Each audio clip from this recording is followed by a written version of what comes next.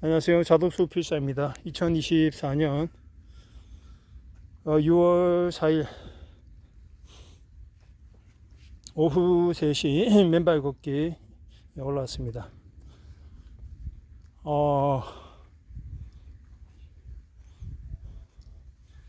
여름이 이제 시작이 되었다는 것을 느낄 수 있을 정도로 모기도 이제 극성이고 더위도 최고조로 올라가려고 이제 막 시동을 걸고 있네요. 이런 시간 속에 여름 나기를 잘 해야 될 것 같습니다. 어제 읽었던 책 중에 서강대 철학과 교수인 최진석 교수님의 인간이 그리는 문이라는 책을 읽었는데, 이 책 또한 인문학에 관한 내용이죠. 그 책 내용 중에 맨발 걷기와 관련된 또 이야기가 있어서 오늘은 그 이야기로 한번 풀어가 볼까 합니다. 요새는 그런 것 같아요. 어떤 영상을 보든 어떤 책을 읽든 무엇을 생각하든 골똘히 맨발 걷기 영상을 어떤 주제로 하면 좋을까, 이 이야기와 저 이야기는 또 어떻게 연결이 될 수 있을까를 계속 생각하게 됩니다. 실상 여러분들이 생각하시기에도 도대체 맨발 걷기를 5개월 이상 동안 매일 올리면서 이 사람은 무슨 할 얘기가 이렇게 많을까 라고 생각하시겠지만, 저도 처음에는 그랬어요. 작년 12월에 다시 영상을 시작할 때만 해도 도대체 맨발 걷기로 하루에 한 개씩 영상을 올리면서 도대체 어디까지 무슨 이야기를 할 수 있을까라는 생각을 굉장히 많이 했습니다. 그런데 그게 아니더라고요. 스티브 잡스가 말한 것처럼 우리가 살아가는 동안 얻게 되는 하나의 점과 또 하나의 점이 나중에 어떤 점과 점으로 이어질지는 도무지 알 수가 없는 것과 같고요. 그렇기 때문에 지금 당장 불필요하고 의미 없어 보이는 그 모든 것들이 나중에는 또 어떤 시간들로 이루어질지 우리는 둘러보고 알아봐야 될 것 같습니다. 요점은 이겁니다. 맨발 걷기를 통해서 할 수 있는 이야기인데, 이 이야기가 아주 흥미롭습니다. 재밌게 한번 들어봐 주시기 바랍니다. 아시는 분들도 아실 텐데 2010년 11월 달에 서울에서 G20 정상회의가 열렸죠.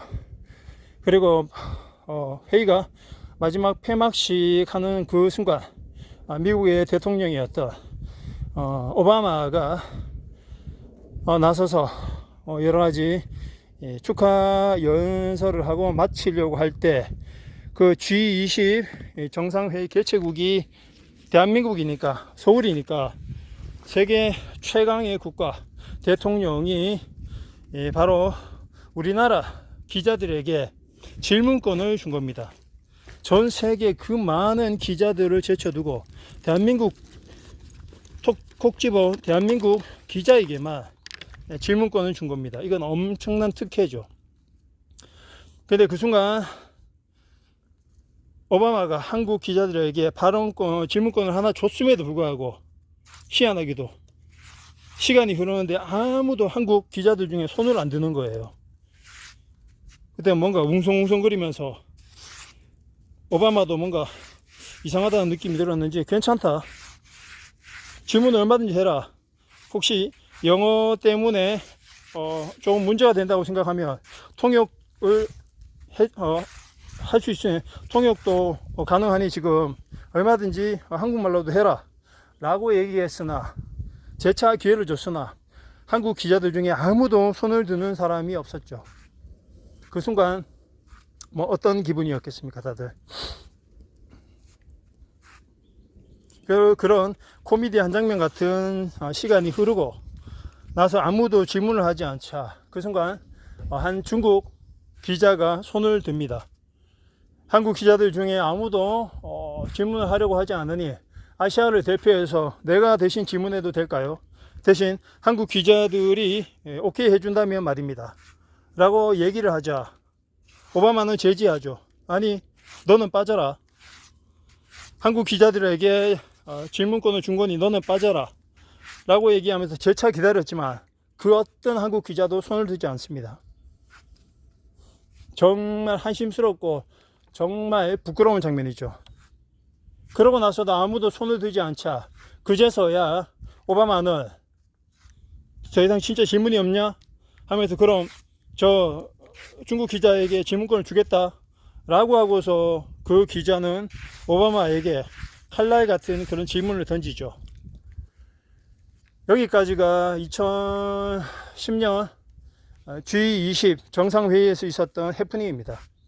이 해프닝을 보고 참 설왕설래가 많았죠. 아니, 기자라고 하면 대한민국에서는 지식층입니다. 상위층에 해당되는 그런 인간들이죠. 사람들이죠. 그 사람들이 왜 그 자리에서 얼어붙은 듯이 아무 말도 못했을까요? 두 가지 이유가 있습니다. 첫 번째는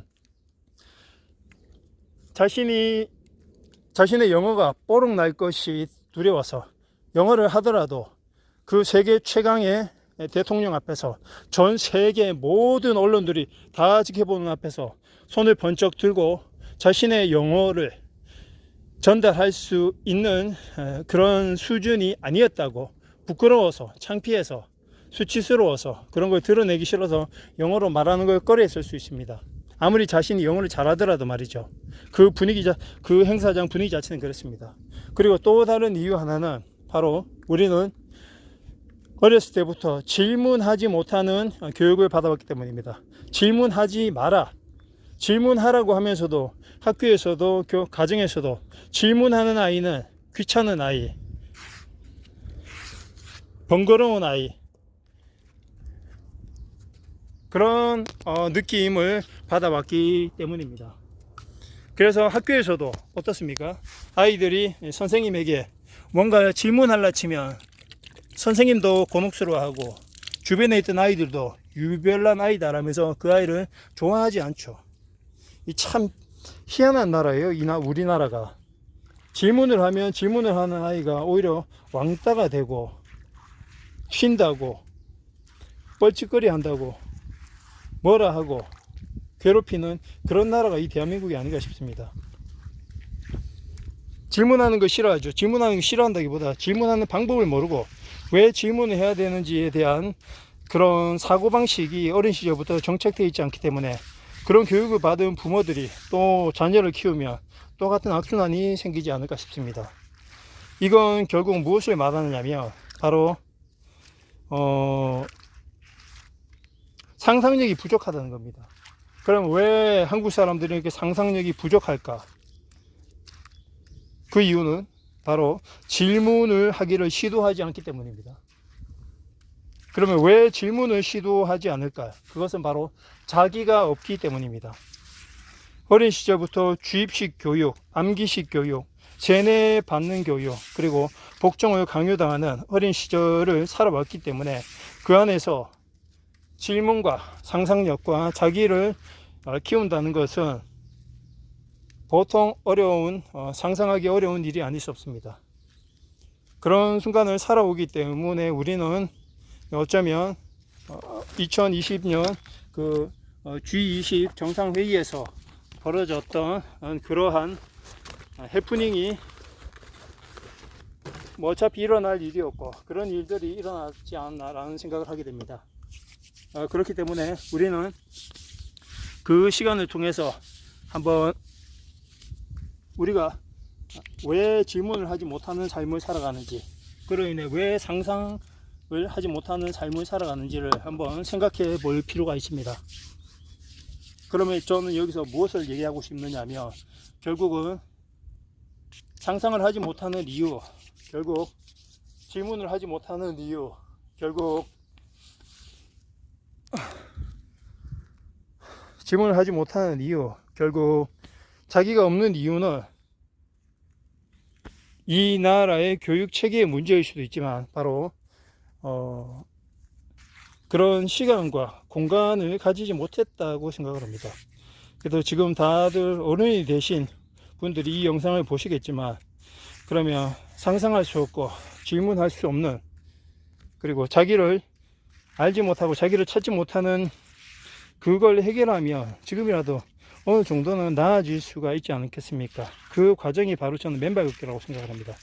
맨발 걷기를 통해서 자기를 만나고 자기를 찾고 자기를 응원하는 시간, 그 시간 속에서 스스로에게 질문을 던지고 그 시간을 넘어 세상에 질문을 던지는 시간, 그리고 그 질문을 넘어서 바로 상상력을 자극하고 활게 펼 수 있는 그런 시간이 필요하지 않나 라는 생각을 하게 됩니다.